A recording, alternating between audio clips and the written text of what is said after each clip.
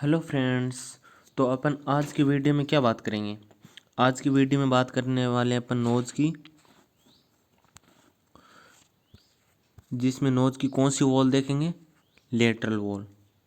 पिछले वाली वीडियो में अपन ने क्या क्या देख लिया था, आज वाली वीडियो में देखेंगे अपन एक तो लेटरल वॉल के बारे में और फिर इसकी ब्लड सप्लाई के बारे में। और पिछले वाली वीडियो में अपन ने क्या क्या देख लिया था? पिछले वाली वीडियो में अपन ने नोज का क्या देखा था? एक्सटर्नल नोज देखा था, ठीक है, जिसमें बोनी और कार्टिलेजिनस था। फिर अपन ने क्या देखा था? नेजल सेप्टम देखा था, नेजल सेप्टम।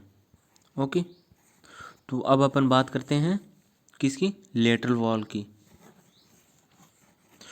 तो अपन लेटरल वॉल के लिए मान लो ये नोज है,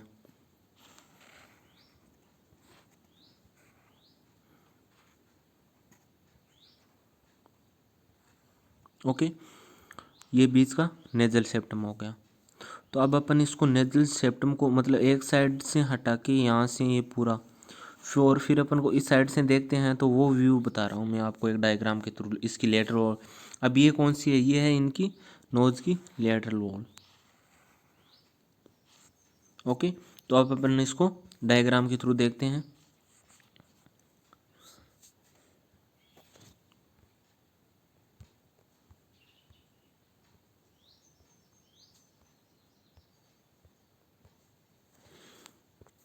ये है नोज की लेटरल वॉल। ओके, इस लेटरल वॉल में अपन को तीन चीज दिखती है मेन। क्या क्या? एक इन्फीरियर टर्बिनेट दिखता है, एक मिडिल टर्बिनेट दिखता है, एक सुपीरियर टर्बिनेट। अब अपन देखते हैं कि इन्फीरियर टर्बिनेट। ओके, तो ये अपना इन्फीरियर टर्बिनेट है। देखो ये इन्फीरियर टर्बिनेट है, ये पूरा का पूरा इसकी लेटरल वॉल है उसको ऑक्यूपाई करता है। ओके, फिर अपन देखते हैं कि मिडिल टर्बिनेट। अब ये मिडिल टर्बिनेट है, ये बैक साइड में इतना ऑक्यूपाई करता है। आगे से देखो ये ऑक्यूपाई नहीं कर रहा, मतलब बैक साइड में 2/3 पार्ट होता है वो लेटरल वॉल का, उसको ऑक्यूपाई करता है। फिर अब अपन देखते हैं कि सुपीरियर टर्बिनेट। अब ये सुपीरियर टर्बिनेट है, ये ओनली बैक साइड में ही दिख रहा है अपन को, ये इतना ही। तो ये क्या है? बैक साइड का 1/3 पार्ट ऑक्यूपाई करता है किसका? लेटरल वॉल का। अब अपन देखते हैं इसको डायग्राम के थ्रू।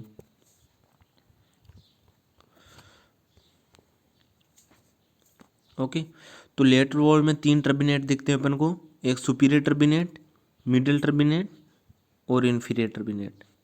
इन्फीरियर टर्बिनेट क्या होता है कि वो पूरी लेटरल वॉल को ऑक्यूपाई करते हैं। मिडिल टर्बिनेट होता है वो ऑक्यूपाई करता है पोस्टीरियर हाफ या इससे थोड़ी ज़्यादा ही करता है।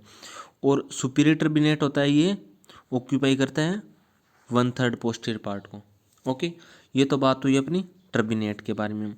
अब इन टर्बिनेट को अच्छे से समझने के लिए अपन बात करेंगे इथमोइड बोन के बारे में। ओके, तो सबसे पहले अपन देख लेते हैं इथमोइड बोन। देखो ये है अपनी इथमोइड बोन, ये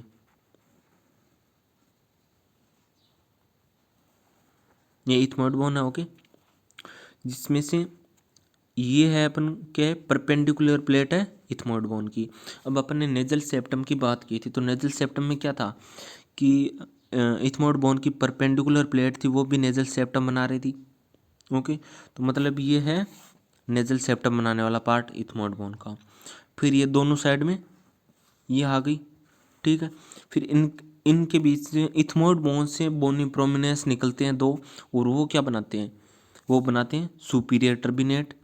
ये सुपीरियर टर्बिनेट बनाएगा, ये क्या बनाएगा? Inferior turbinate. और फिर एक इन दोनों के नीचे साइड में, ये अपोजिट साइड में, अब ये ऊपर से ऐसे है, तो ये एक ऊपर की साइड में ऐसे निकला होता है, इसको क्या बोलते हैं? अनसिनेट प्रोसेस बोलते हैं। ओके, ये बात हुई अपनी टर्बिनेट के बारे में। अब अपन देखा था कि भाई इसमें दो टर्बिनेट तो आ गए, सुपीरियर और मिडिल टर्बिनेट। तो इन्फीरियर टर्बिनेट कहाँ गया? तो सुपीरियर और मिडिल टर्बिनेट तो इथमोइड बोन के पार्ट होते हैं, लेकिन जो इन्फीरियर टर्बिनेट होता है वो क्या है? अलग ही एक सेपरेट बोन होता है खुद की। इन्फीरियर ट्रिब्यूनेट क्या है, सेपरेट होता है। ओके,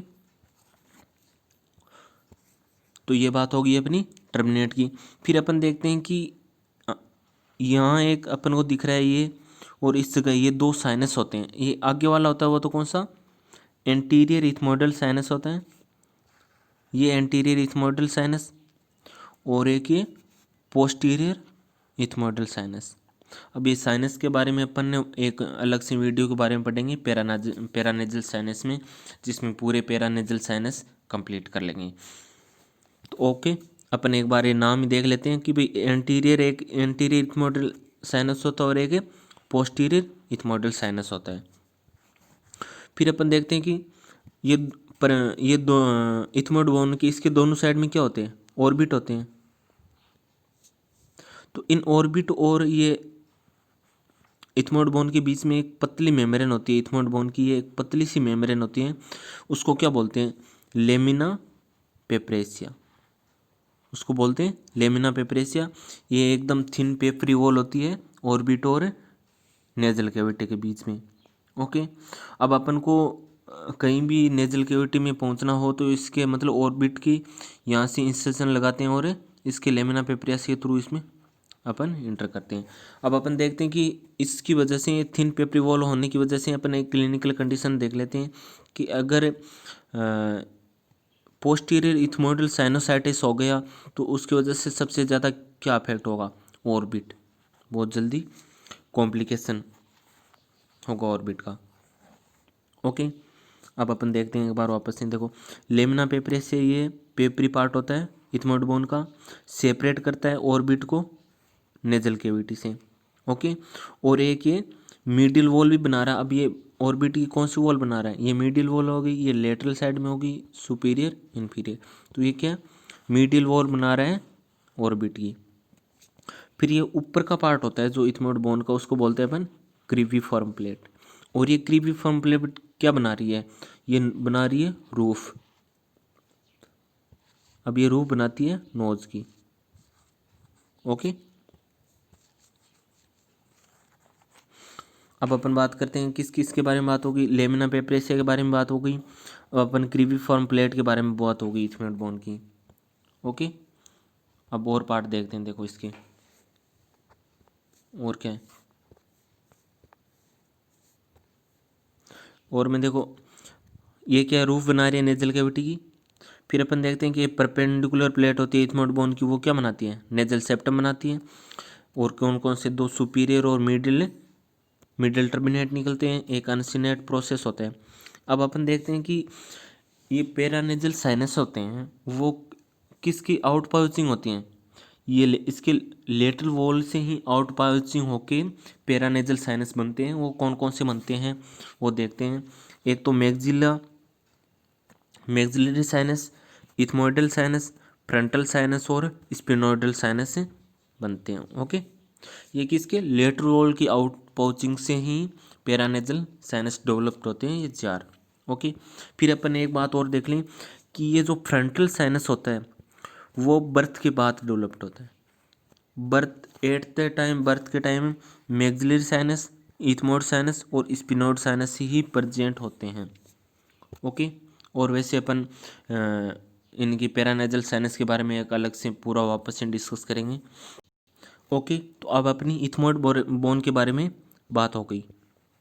अब अपन बात करते हैं कि तीन टर्मिनेट के बारे में बात की अपन ने, तो इनके थोड़े इनसे रिलेटेड कुछ स्ट्रक्चर या फोरामेन वगैरह है उनके बारे में देख लेते हैं, इसके रिलेशन में क्या क्या है।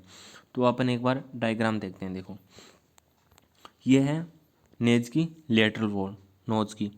तो अब इसकी लेटरल वॉल में ये इन्फीरियर टर्मिनेट है, ये अपना इन्फीरियर टर्मिनेट है। इससे 1.2 सेंटीमीटर बिहाइंड क्या होती है, ये होती है अपने यूस्टेकियन ट्यूब की ओपनिंग होती है।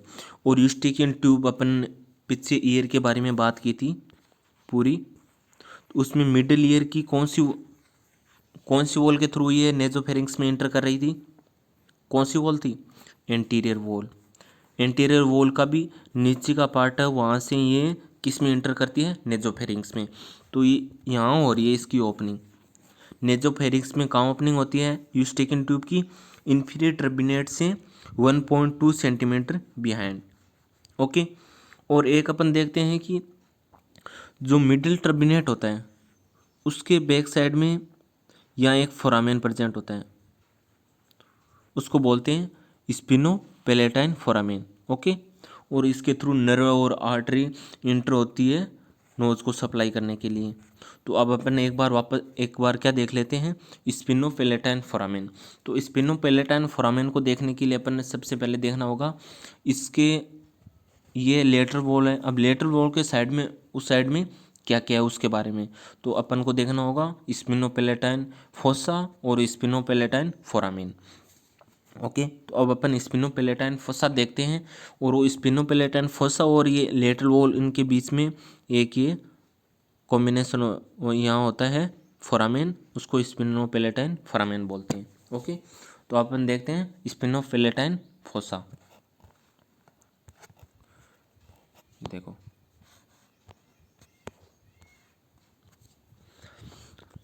ये अपना बेस ऑफ स्कल है,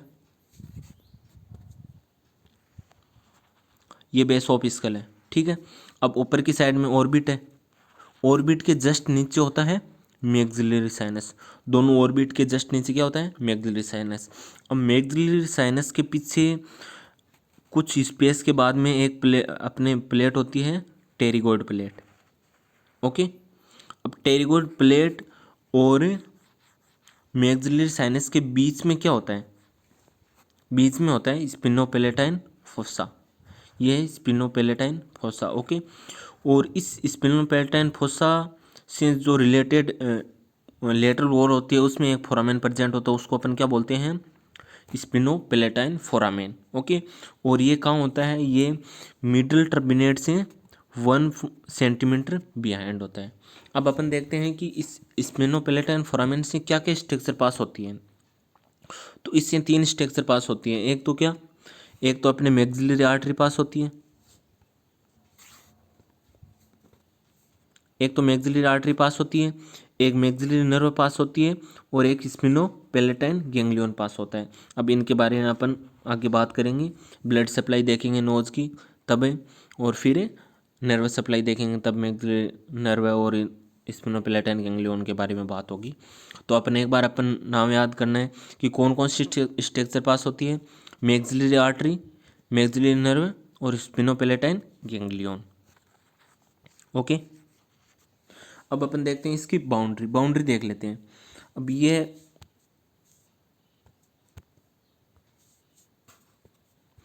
स्पिनोपेलेटाइन फोरामेन है, ये स्पिनोपेलेटाइन फोसा है। तो इसकी एंटीरियर साइड में क्या है, एंटीरियर साइड में तो मैक्सिलरी साइनस आ गया, और पोस्टीरियर साइड में क्या आ गया, टेरिगोइड प्लेट आ गया। अब इसके मिडिल साइड में क्या आ जाएगा भाई, ये नोज है अपना। ओके, अब यहाँ है, यहाँ ऑर्बिट हो गया, यहाँ ऑर्बिट हो गया, यहाँ क्या हो गया, मैक्सिलरी साइनस। अब इस मैक्सिलरी साइनस के जस्ट पीछे क्या होगा, ये अपना होगा स्पिनोपेलेटाइन फोसा। ओके, अब इस स्पिनोपेलेटाइन फोसा की मिडिल साइड में क्या आ गया, मिडिल साइड में ये अपनी लेटरल वॉल आ गई नोज की। ओके, तो देखते हैं बाउंड्री। देखो बाउंड्री में क्या है, एंटीरियर साइड में क्या है, मैक्सिलरी साइनस की पोस्टीरियर वॉल हो गई, पोस्टीरियर साइड में क्या हो गई, टेरिगोइड प्लेट हो गई अपनी। मिडिल साइड में लेटरल वॉल हो गई नेजोफेरिंक्स की, और लेटरल साइड में क्या होती है, लेटरल साइड में होता है infratemporal fossa through pterygomaxillary fissure. Okay, तो ये बात होगी अपनी स्पिनोपेलेटाइन फोसा के बाउंड्री के बारे में और स्पिनोपेलेटाइन फोरामेन के बारे में। अब ये टेरिगोइड प्लेट होती है, इसको पीछे की साइड में देखो, तो इसी वजह से स्पिनोपेलेटाइन फोसा को एक दूसरा भी नाम भी देते हैं, टेरिगोपेलेटाइन फोसा भी। ओके, तो ये बात होगी अपनी लेटरल वॉल के बारे में कंप्लीट। फिर अपन ने टेरिगोपेलेटाइन फोसा के बारे में बात कर ली, स्टिक इन ट्यूब की ओपनिंग के बारे में बात कर ली। अब अपन बात करेंगे इसकी आर्टेरियल सप्लाई के बारे में। ओके, अब अपन देखते हैं नोज की आर्टेरियल सप्लाई। तो नोज की आर्टरियल सप्लाई होती है, उसमें दो आर्टरी कंट्रीब्यूट लेती है, एक तो इंटरनल कैरोटिड आर्टरी और एक एक्सटर्नल कैरोटिड आर्टरी। अब अपन देखते हैं कि सबसे पहले इंटरनल कैरोटिड आर्टरी की कौन कौन सी ब्रांचेज हैं जो इसमें नोज की आर्टरियल सप्लाई में पार्टिसिपेट लेती है। तो इंटरनल कैरोटिड आर्टरी की एक ब्रांच होती है ऑप्थेल्मिक ब्रांच। ओके, वो किसके लिए आएगी? ऑर्बिट के लिए, पीछे ऑप्टिक कैनाल के थ्रू। अब यहाँ से मतलब ये ऑर्बिट के लिए आ रही है, पीछे से ऑप्टिक कैनाल के थ्रू। ओके, फिर ये ऑप्टिक कैनाल के थ्रू आके दो ब्रांच देती है, एंटीरियर इथमोइडल आर्टरी और पोस्टीरियर इथमोइडल आर्टरी। ओके, अब ये अपन ने देखा था कि भाई इथमोइड बोन के बारे में बात की थी अपन ने। तो इथमोइड बोन की जो लेटरल वॉल, मिडिल वॉल थी ऑर्बिट की, और उसके इथमोइड बोन की उसके बीच में एक थिन पेपरी वॉल थी, उसको क्या बोला था? लेमिना पेपरेसिया। तो इसके थ्रू यहाँ से आएगी, यहाँ से अपनी आर्टरी आ रही है मानो। ओके, ये ऐसे आएगी, ये फिर ये लेमिना पेपरेसिया को क्रॉस करके कहाँ आएगी? नेजल में, नेजल कैविटी में। तो ये लेमिना पेपरेसिया को क्रॉस करती है और फिर एंटर किस में होती है? नेज में, और नेजल कैविटी को सप्लाई करती है। ओके, अब अपन को इसके इथमोइडल आर्टरी में पहुंचना है, तो मैंने पीछे बताया था कि अपने इंसिशन लगाते हैं किस में? लेमिना पेपरेसिया में। यहाँ इंसिशन लगा के इसके थ्रू अपन यहाँ पहुँचते हैं इथमोइडल आर्टरी के पास। तो ये तो बात हो गई अपनी इंटरनल कैरोटिड आर्टरी के बारे में। अब अपन देखते हैं कि एक्सटर्नल कैरोटिड आर्टरी की कौन सी ब्रांचेज है सप्लाई करती हैं। तो external carotid artery, external carotid artery की दो ब्रांचेस होती है, एक तो मैक्सिलरी आर्टरी और एक फेशियल आर्टरी। अब एक्सटर्नल कैरोटिड आर्टरी की पूरी ब्रांचेस होती है, उन सब के बारे में वीडियो डाल रखा है मैंने, एक 8 ब्रांचेस का, सब ब्रांचेस डाल रखी है अच्छे से। तो एक बार वो बैक वाला वीडियो भी आप प्लीज़ जाके देख लेना, तो इससे क्या रिलेटेड है तो वो जल्दी याद हो जाएगा अपने को। अब इसकी दो ब्रांचेज होती है, मैक्सिलरी आर्टरी और फेशियल आर्टरी।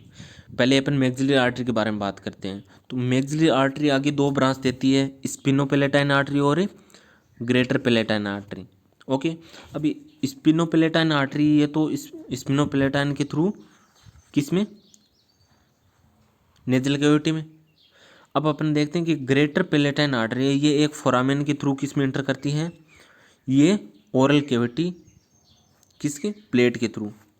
और फिर ये इसमें ओरल कैविटी में इंटर करने के बाद में ये ऊपर आती है वापस से। अभी अपने ओरल कैविटी नीचे रह गई, नीचे ओरल कैविटी रहेगी, ऊपर नेजल कैविटी है। तो ये पहले ओरल कैविटी में इंटर करेगी फोरामेन के थ्रू, और फिर ऊपर आती है और नेजल को सप्लाई करती है, नेजल कैविटी को। अपन वापस आगे डायग्राम के थ्रू ही देखेंगे, एक बार देख लो आउटलाइन में। ये तो बात हुई अपनी मैक्सिलरी आर्टरी के बारे में। अब अपन देखते हैं कि फेशियल आर्टरी। फेशियल आर्टरी की एक ब्रांचेज होती है सुपीरियर लेबियल आर्टरी, ये सप्लाई करती है किसको? ये भी नोज को सप्लाई करती है। तो अब अपन डायग्राम के थ्रू देखते हैं अपन नेजल कैविटी की, नोज की आर्टरियल सप्लाई। तो सबसे पहले अपन बात करते हैं इंटरनल कैरोटिड आर्टरी की जो ब्रांचेस थी उनके बारे में। ओके, तो इंटरनल कैरोटिड आर्टरी की दो ब्रांचेस थी, जिसमें एक ब्रांचेस एंटीरियर इथमोइडल आर्टरी थी, एक पोस्टीरियर इथमोइडल आर्टरी। अब देखो ये ऊपर से इंटर करती है दोनों साइड, कहाँ से? लेमिना पेपरेसिया को क्रॉस करके। तो इसमें देखो एक ये एंटीरियर इथमोइडल आर्टरी है, ये पोस्टीरियर इथमोइडल आर्टरी है। पोस्टीरियर इथमोइडल आर्टरी है यहाँ तक आ रही है। अब एंटीरियर इथमोइडल आर्टरी देखो, एंटीरियर इथमोइडल आर्टरी यहाँ आके यहाँ तक आ रही है। फिर अपन देखते हैं कि एक्सटर्नल कैरोटिड आर्टरी की दो कौन कौन सी ब्रांचेज है जो सब अपने आर्टरियल सप्लाई करती है नोज की। तो इसकी दो ब्रांचेज थी, एक तो मैक्सिलरी और एक फेशियल। तो मैक्सिलरी आर्टरी से दो ब्रांचेज निकल रही थी, कौन कौन सी? एक तो स्पिनोपेलेटाइन आर्टरी और एक ग्रेटर पेलेटाइन आर्टरी। तो ग्रेटर स्पिनोपेलेटाइन आर्टरी तो देखो ये आ रही है, यहाँ से सब बड़ी सी आर्टरी दिख रही है, ये यहाँ तक आ रही है। और एक ग्रेटर पेलेटाइन आर्टरी है, पहले ओरल कैविटी में इंटर होती है, फिर नेजल कैविटी में सप्लाई करती है। ओके, फिर फेशियल आर्टरी की एक ब्रांचेस थी सुपीरियर लेबियल आर्टरी, ये यहाँ से सप्लाई करती है। तो देखो यहाँ ये मिल रही है, सब आर्टरी मिल के यहाँ मिलती है, यहाँ मिलके एक प्रकार से एनास्टोमोसिस कर लेती है और एक फ्लेक्सिस बना लेती है। उसको क्या बोलते हैं? किसल बैक प्लेक्सस, और इसको अपन दूसरा नाम देते हैं लिटिल एरिया। बहुत ही इंपॉर्टेंट एमसीक्यू आता है, इसमें से काफ़ी बार आ जाता है। तो अब इसको अपन कुछ नहीं, डायग्राम के थ्रू अच्छे से देखना ही है कि इसमें देखो कि सबसे मेन पार्टिसिपेशन किसका हो रहा है। सबसे मेन हो रहा है स्पिनोपेलेटाइन आर्टरी का। देखो ये बड़ी आर्टरी है, ज़्यादा पार्टिसिपेशन किस बैक प्लेक्सस में इसका हो रही है। फिर एंटीरियर इथमोइडल आर्टरी और सुपीरियर लेबियल आर्टरी और ग्रेटर पेलेटाइन आर्टरी। अब देखो कि पोस्टीरियर इथमोइडल आर्टरी है, ओके, ये किसल बैक प्लेक्सस या लिटिल एरिया में कोई पार्टिसिपेट नहीं ले रही, ओके। तो ये मतलब posterior ethmoidal artery little area में पार्टिसिपेट नहीं ले रही, तो नोज की ब्लीडिंग होती है, तो उसको क्या बोलते हैं, उसको बोलते हैं एपिस्टेक्सिस, ओके।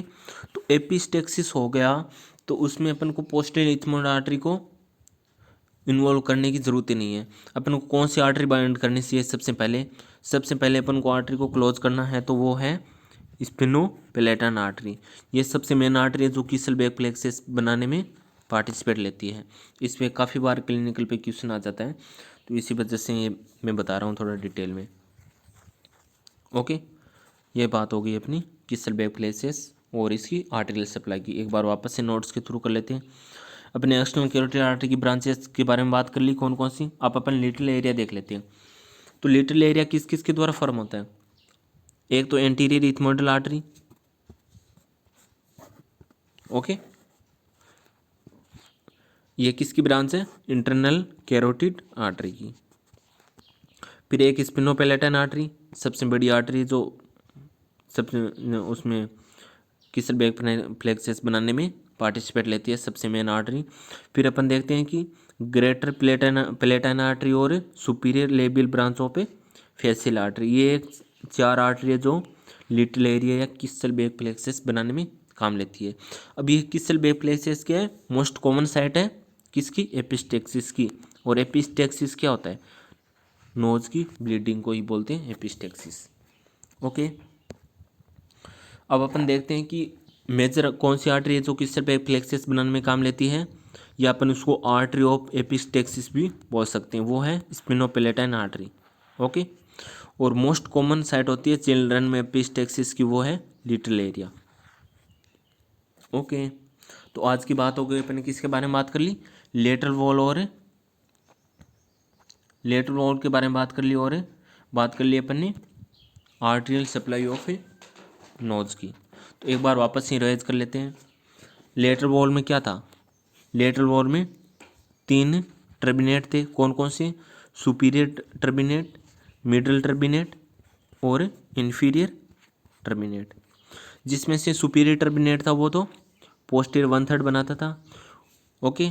ये क्या है, पोस्टीरियर हाफ, और ये पूरी लेटरल वॉल को कवर करता है, ओके। अब अपन ने स्पेसिफिक क्या बात की थी कि भाई सुपीरियर टर्बिनेट और मिडिल टर्बिनेट होते हैं, ये दोनों क्या होते हैं, ये तो किसके पार्ट होते हैं, इथमोइड बोन के पार्ट होते हैं। लेकिन इन्फीरियर टर्बिनेट होता है वो अलग, अपन खुद में क्या होता है, बोन होता है। फिर अपन ने इथमोइड बोन के बारे में बात की थी, ओके।